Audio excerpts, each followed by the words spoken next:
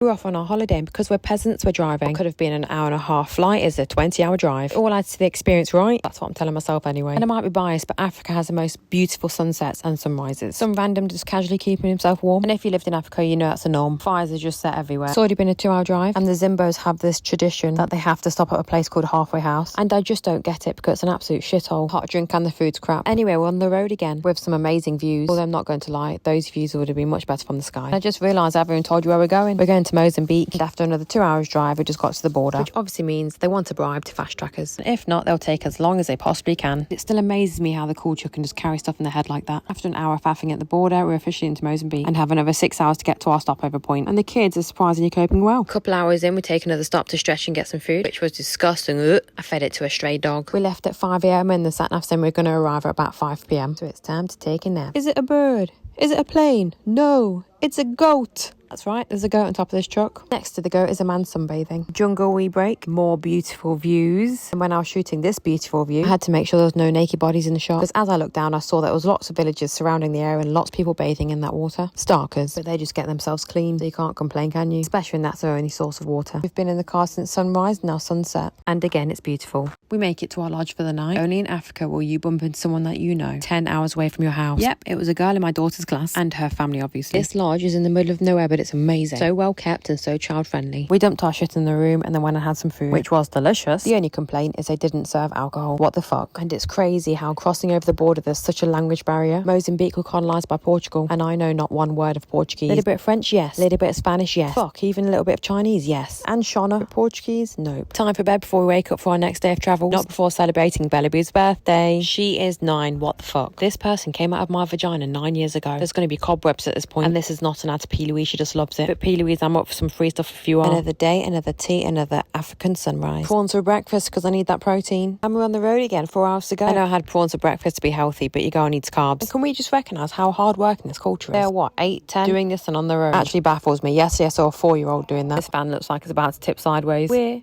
going through the bush. Only to have another jungle week. After about 16 hours of driving total, we have arrived in paradise. And when I tell you there's no picture or video that can show you how stunning this is, but I'm going to try anyway because it is breathtaking. Love you, bye.